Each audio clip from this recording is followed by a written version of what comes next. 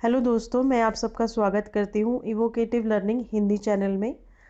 मेरा नाम सुदेशना है और आज हम इडियम्स पढ़ेंगे। इडियम्स यानी मुहावरे। मुहावरे हर भाषा में उपयोग किए जाते हैं और इडियम्स के बारे में मैं पहले भी एक वीडियो बना चुकी हूँ।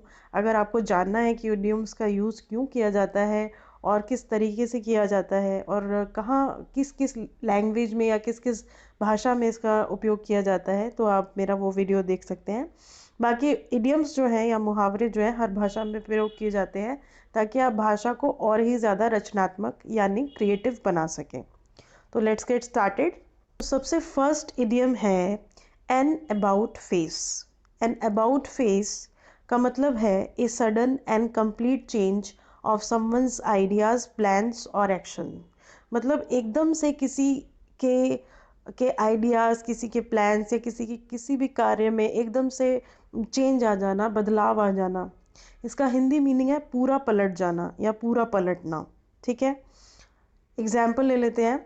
इन an about face on the morning Sunita went to her grand mother's house in place of her uncles.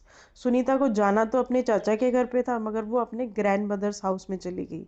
तो इन an about face on the morning मतलब सुबह के टाइम पे उसका जो पूरा विचार है वो बदल गया, पूरा वो चेंज हो गई और वो अपनी दादी की घर चली गई, अंकल के घर जाने की जगह।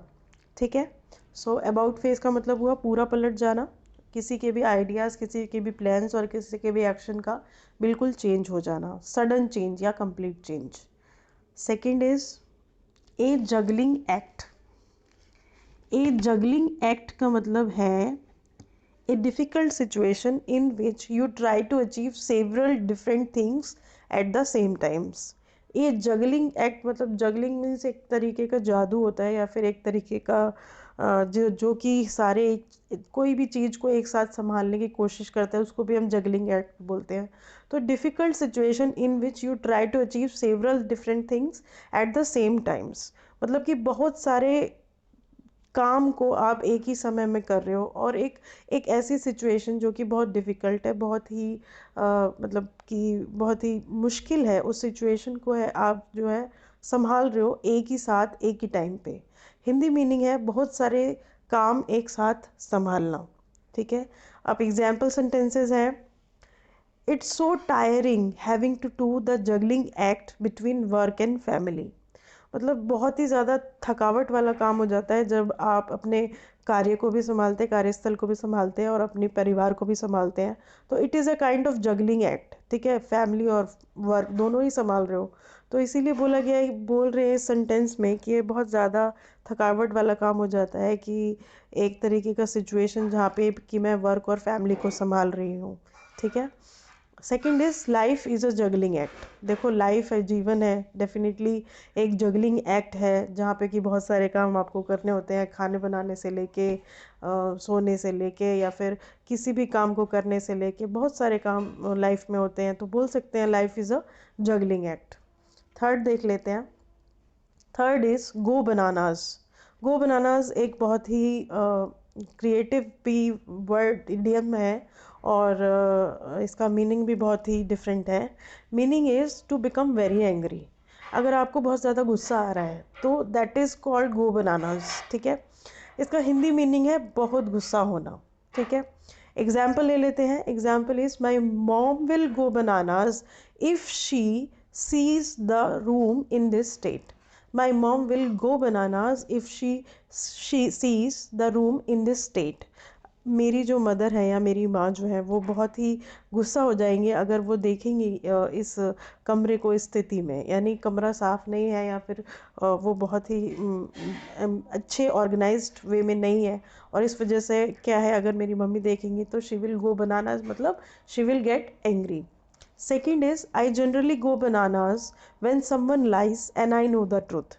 मतलब मुझे सच्चाई पता है कि कोई सच्चाई क्या है किसी बात की, लेकिन फिर भी कोई झूठ बोल रहा है तो I generally go bananas means मैं एंग्री हो जाती हूँ या मेरे को बहुत ज़्यादा गुस्सा आ जाता है अगर कोई झूठ बोल रहा है जहाँ पे मुझे पता है कि सच क्या है। तो I generally go bananas when someone lies and I know the truth. Now fourth is the blue Monday. The Blue Monday is one another which is interesting idiom. इसका मीनिंग है रिच एंड फैशनेबल पीपल, ठीक है, अमीर और fashion परस्त लोग, जो कि अमीर भी है और फैशन परस्त भी है। तो इसको हम कैसे यूज़ कर सकते हैं सेंटेंस में, ये देख लेते हैं। She is indeed the beau monde of our class. वह हमारी कक्षा की ब्यू मॉन्डे है, मतलब अमीर लड़की है और फैशन परस्त भी है। So she is indeed the beau monde of our class, ठीक है। Second is the people from film industry are usually beau monde. जो फिल्म इंडस्ट्री के लोग होते हैं वो ज़्यादातर रिच होते हैं और फैशनेबल होते हैं, तो we can say the people of film industry are usually beau monde. Okay, I think आप लोग को समझ में आ रहा होगा। और कहीं पर भी अगर आपको लगे कि कुछ समझ में नहीं आया and you have some question, so you can write me also on my email ID, जो कि लास्ट में मेंशन की हुई है मैंने। तो वहाँ पे आप मुझसे क्वेश्चन भी पूछ सकते हैं और मुझे फॉलो भी कर सकते हैं।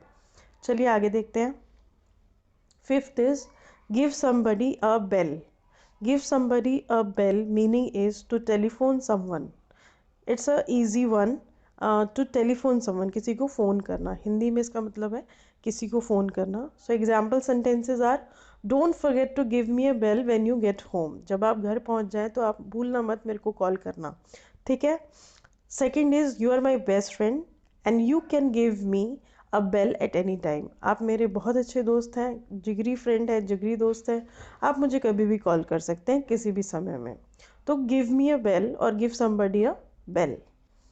Now sixth is be dead on your feet. Be dead on your feet means to be very tired. मतलब हिंदी में इसका मतलब है बहुत ज़्यादा थक जाना। मतलब अगर आप बहुत ज़्यादा थक गए हो तो यू कैन से कि I am dead on my feet, ठीक है। एग्जाम्पल देख लेते हैं। I am working all day long and I am dead on my feet. मैं पूरे दिन से काम कर रही हूँ और मैं बहुत ज़्यादा थक चुकी हूँ। Second is do hard work, मेहनत करो, but in between take rest, otherwise you will be dead on your feet, ठीक है। मेहनत करो लेकिन बीच बीच में जो है आराम भी लो, ताकि आप बहुत ज़्यादा ना थक जाओ, ठीक है।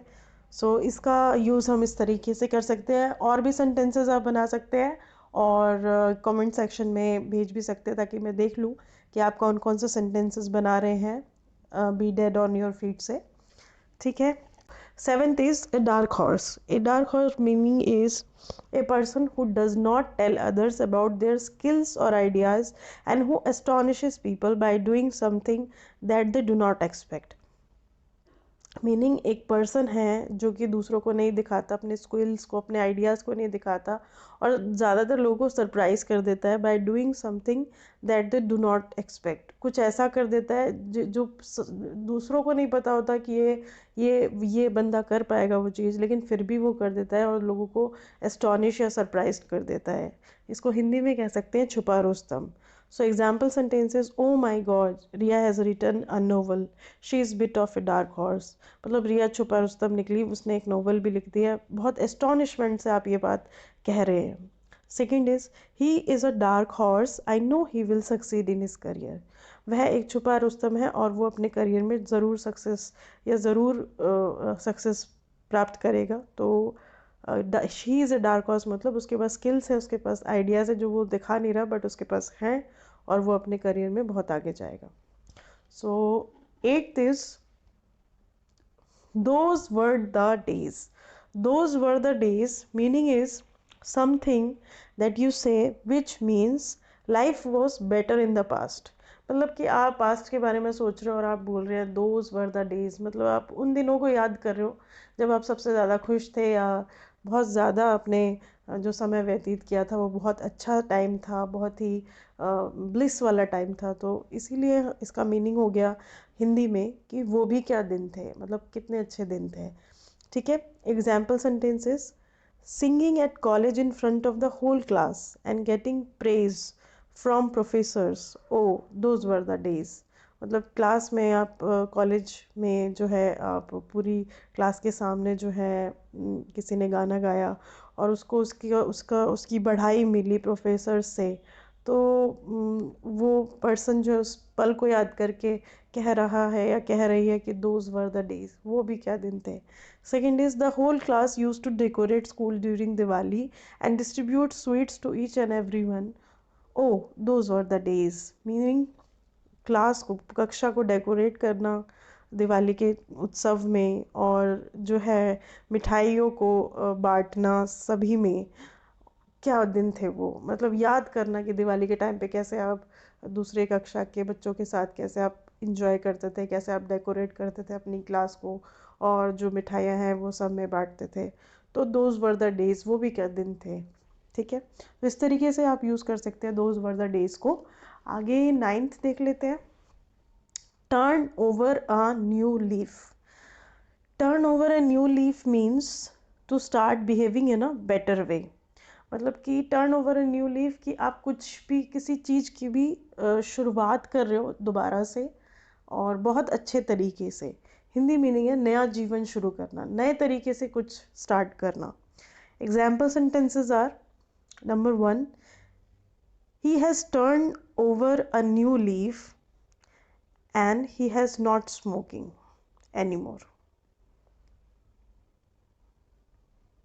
Anyways, 9th is turn over a new leaf, meaning is to start behaving in a better way। मतलब कि आप दोबारा से किसी चीज़ की बिगनिंग कर रहे हो और दोबारा से स्टार्ट कर रहे हो अच्छे से, that is called turn over a new leaf. Hindi meaning is the नया जीवन शुरू करना।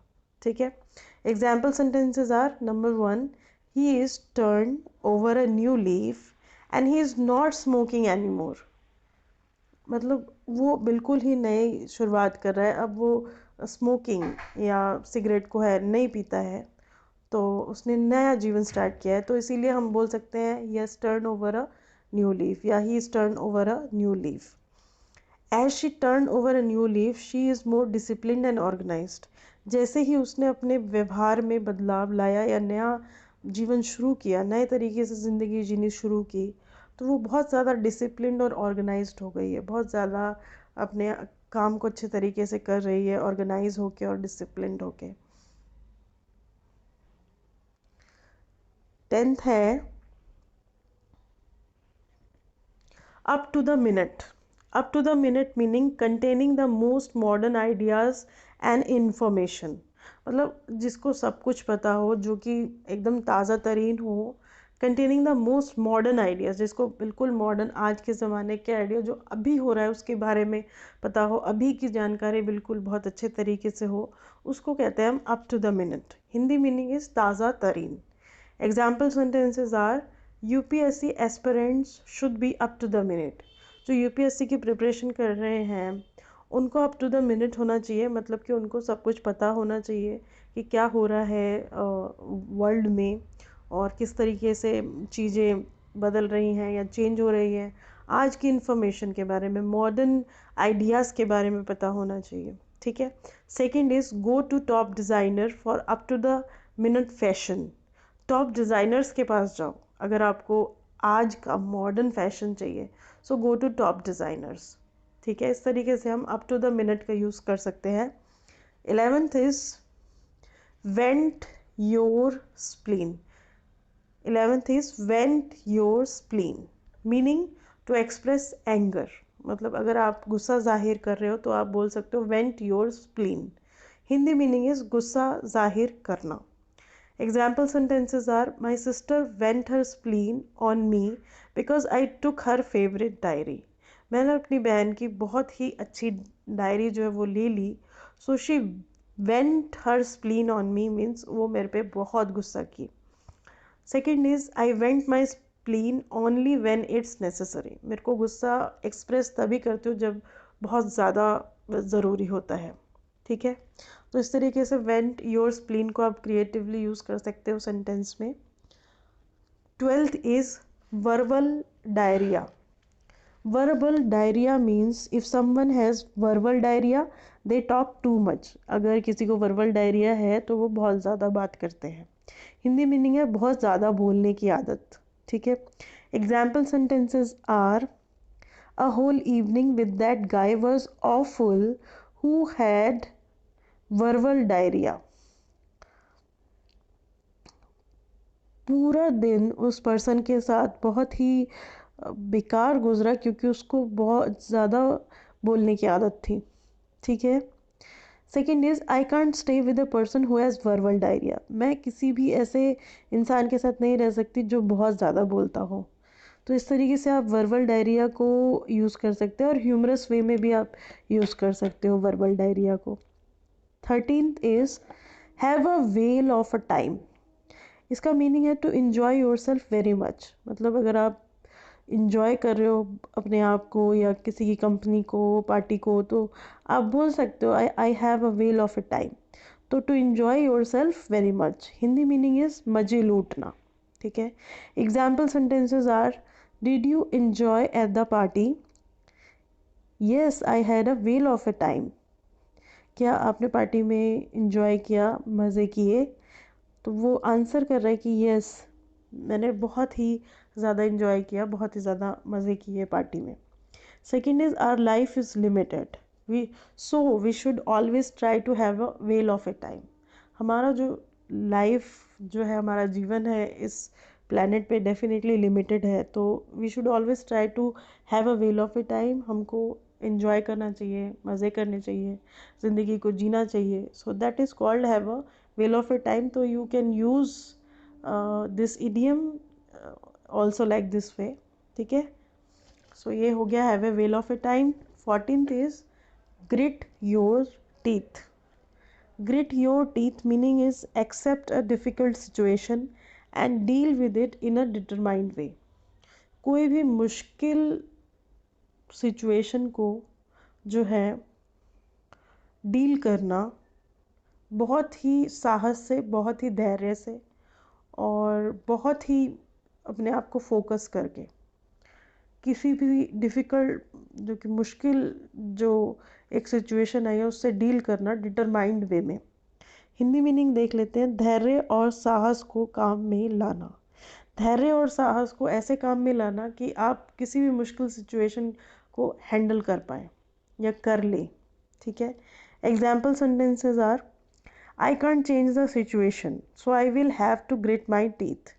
मतलब मैं जो है इस सिचुएशन को, इस पूरी जो भी चीज़ें हो रही हैं मेरे लाइफ में या मेरे जीवन में, उसको कंट्रोल में नहीं कर सकती, इसीलिए मुझे इस सिचुएशन को, इस इस कोई भी चीज़ जो कि हो रही है इस टाइम पे, तो उसको हैंडल करना पड़ेगा धैर्य और साहस के साथ। तो I have to grit my teeth मतलब accept a difficult situation and deal with it in a determined way. Second is during internship you just have to grit your teeth and gain experience. Internship के दौरान जो है आपको कोई भी मुश्किल आती है तो आपको उसको अपने हिसाब से हैंडल करना पड़ेगा, धैर्य के साथ या साहस के साथ, ताकि आपको एक्सपीरियंस मिले। जितना आप एक्सपीरियंस लोगे तो आगे वो काम आएगा। लेकिन हर during internship you have to grit your teeth. Right, I think आप लोग को क्लियर हो रहा है। 15th is straight from the horse's mouth. Straight from the horse's mouth. इसका meaning is if you get information about something from the horse's mouth, you get it from someone who is involved in it and knows much about it. मतलब कोई भी information, कोई भी जानकारी अगर आपको मिल रही है फ्रॉम द हॉर्सेस माउथ, इसका मतलब वो जानकारी आपको किसी विश्वासजनक सूत्रों के द्वारा ही मिल रही है। ठीक है। हिंदी मीनिंग है बहुत ही विश्वासजनक सूत्रों से किसी बात की जानकारी प्राप्त करना। Example sentences are our neighbours are shifting to Bangalore and I heard it straight from the horse's mouth. मतलब मेरे जो पड़ोसी हैं, हमारे पड़ोसी जो हैं वो बैंगलोर शिफ्ट हो रहे हैं और मैंने ये किसी विश्वासजनक पर्सन से ही जाना है, विश्वासजनक जो लोग हैं उनसे पता किया है और मुझे पता चला है कि हमारे जो नेबर्स हैं they are shifting to Bangalore. ठीक है। Second is Google is about to launch a new mobile and I heard it straight from the horse's mouth. Google जो है अपना नया मोबाइल लॉन्च करने वाला है और मुझे ये जानकारी विश्वासजनक सूत्रों से पता चली है। सो you can use straight from the horse's mouth also in a sentence in a creative way, or there can be other sentences as well you can create, you can write down and make other different sentences. Now 16 is a little bird told me so. It's very interesting one. इसका meaning देख लेते हैं। Something that you say in order to let someone know that you are not going to tell them who gave you the information being discussed. मतलब आपको कोई भी कुछ भी पता चला है किसी के भी बारे में, लेकिन जिस पर्सन ने आपको ये बात बताई है आप नहीं चाहते कि आप उस पर्सन का नाम लो कि इस पर्सन से मुझे ये चीज़ पता चली है। ठीक है, तो हिंदी मीनिंग है आप जानते हैं कि किसने आपको जानकारी दी है पर आप उसका नाम नहीं बताना चाहते।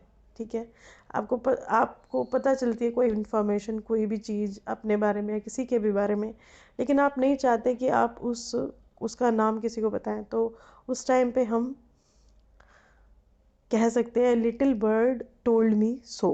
Example sentences are, you know he is going to leave this job. You know he is going to leave this job. A little bird told me so. आपको पता है वो पर्सन जो है अपनी जॉब छोड़ने वाला है और ये जो जानकारी दी है मुझे किसी ऐसे इंसान ने दी है जिसका नाम मैं आपको नहीं बताना चाहती। Now second is, so who told you she is a writer? Oh let's say a little bird told me so. So किसने बताया कि वो एक लेखक है? अच्छा, किसी एक ऐसे पर्सन ने बताया जिसके बारे में मैं आपको नहीं बताना चाहती। तो a little bird told me so. 17 is as a matter of course. As a matter of course meaning is if something happens as a matter of course, it happens without people thinking about whether they want it or not. कुछ ऐसा हो जाना या कुछ ऐसा घट जाना, हो जाना जिसके बारे में आपने सोचा ना हो। सो हिंदी मीनिंग कुछ ऐसा होना जिसके बारे में आपने सोचा ना हो। Example sentences are, he broke speed limit as a matter of course, utterly confident that he would not be caught. उसने अपनी स्पीड जो है, गाड़ी की स्पीड को एकदम से बढ़ा दिया, एकदम ब्रेक कर दिया, बहुत ज़्यादा बढ़ा दिया। बहुत ज़्यादा विश्वास था उसको कि वो पकड़ा नहीं जाएगा। So as a matter of course he has done that, because उसको पता नहीं था बट इट जस्ट हैपेंड। तो as a matter of course आप इस तरीके से यूज़ कर सकते हो। 18th is pay through the nose. This is also another interesting idiom. So meaning is to pay too much for something. किसी भी चीज़ के लिए, कोई भी वस्तु या कोई भी ऑब्जेक्ट जो आप खरीद रहे हो, ठीक है, उसके लिए आपको बहुत ज़्यादा पैसे देने पड़े तो उसको बोल सकते हैं पे थ्रू द नोज या पे too much for something. Hindi meaning क्या है? भारी कीमत देना या भारी कीमत अदा करना। Example sentences, number 1 is, if you want to eat at the restaurant you have to pay through the nose for it. अगर आपको रेस्टोरेंट में खाना है तो आपको पे करना पड़ेगा, जो कि ज़्यादा कीमत होगी एज़ कम्पेयर टू जो खाना आप घर पे खाते हैं। Second is, she was admitted in the hospital, she said she had paid through the knows. Means वो हॉस्पिटल में एडमिट हुई थी और उसके लिए उसको बहुत ही पैसे पे करने पड़े, तो she had paid through the knows. So you can use pay through the nose in different kind of sentences, and you can also use it in your spoken English. Now 19 is open a Pandora's box. Meaning is to do something that causes a lot of new problems that you did not expect. To do something that causes a lot of problems that you did not expect means कुछ ऐसा हो जाना, ऐसी चीज़ें या ऐसी परेशानियां हो जाना जो कि आपने सोचा भी ना हो। मतलब एक साथ बहुत सारी प्रॉब्लम्स आ जाना। कुछ जैसे आपने कोई काम किया लेकिन उससे कुछ प्रॉब्लम हो गई और फिर उन प्रॉब्लम से और ज़्यादा प्रॉब्लम हो गई, तो इस तरीके से जो कि आपने सोचा भी ना हो कि ऐसा होने वाला है। हिंदी मीनिंग है बुराइयों का समूह। ठीक है, एग्जाम्पल सेंटेंसेस देख लेते हैं। Number 1 is, sometimes it's good to keep Pandora's box closed. Sometimes, कभी कभी आपको ऐसी कोई भी अगर मुसीबत है, आपको कोई भी दिक्कत है, तो उस प्रॉब्लम को आप ना ही सॉल्व करें या उसको नहीं सॉल्व करें तो ज़्यादा अच्छा है, क्योंकि हो सकता है कि उस प्रॉब्लम से कुछ ज़्यादा प्रॉब्लम्स और भी अराइज हो जाए। Second is as I asked her about last night issue, जैसे ही मैंने उसको लास्ट नाइट के इशू के बारे में, लास्ट रात कोई प्रॉब्लम के बारे में पूछा, I did not know I had open a Pandora's box, मुझे पता नहीं था कि मैंने एक ऐसा ऐसा क्वेश्चन पूछ लिया जिसकी वजह से बहुत सारी और ज़्यादा प्रॉब्लम्स के बारे में मुझे पता चला। तो मुझे पता नहीं था कि I had open a Pandora's box. तो इस तरीके से आप यूज़ कर सकते हैं ओपन अ पेंडोराज बॉक्स को। 20th is stone the crows. Stone the crows meaning something that you say in order to show that you are very surprised. मतलब कुछ चीज़ आप बता रहे हैं, इसका यूज़ इसलिए कर सकते हैं ये दिखाने के लिए कि आप बहुत सरप्राइज्ड हैं या आप बहुत आश्चर्यचकित हो गए हैं। ठीक है, जैसे हिंदी मीनिंग है आश्चर्यचकित हो जाना। Example sentences is he is a singer now. Well stone the crows, मतलब वो अभी एक गायक है, मतलब बहुत ही आश्चर्यचकित हो गए आप ये सुन के, तो आप बोल सकते हैं well stone the crows. Second is stone the crows she is very brilliant at maths, मतलब आप सरप्राइज हो, आपको पता ही नहीं है कि वो पर्सन मैथ्स में बहुत अच्छा है या अच्छी है। तो she is very brilliant at maths, stone the crows means surprise होके आप ये बात बता रहे हैं। So that's all for now, आज के लिए बस इतना ही।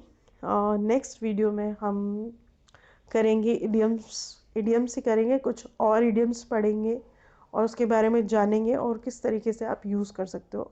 सो ये जो 20 इडियम्स आपने पढ़े हैं, इन सबको आप इन अ डायरी या इन अ जर्नल आप लिख सकते हैं। आप जर्नल लिखते हैं तो आप इन सब का यूज़ करके कुछ डिफरेंट या क्रिएटिव राइटिंग कर सकते हैं, कुछ डिफरेंट लिख सकते हैं, चाहे वो आर्टिकल हो, फीचर आर्टिकल हो, या फिर कोई भी डिफरेंट तरीके का डिस्क्राइब आप कुछ कर रहे हैं तो डिस्क्रिप्शन में आप इडियम्स का यूज़ कीजिए, ये बहुत ज़्यादा अच्छा और बहुत क्रिएटिव लगेगा। तो ये एडवाइस थी। बाकी थैंक्स फॉर वॉचिंग। अगर आपके पास कोई क्वेश्चंस हैं तो आप evocative.learning18@gmail.com पे शेयर कर सकते हो, और इंस्टा पे अगर आप मुझे फॉलो करना चाहते हो तो evocative_learning है मेरा ID। So thanks for watching and happy learning. Bye.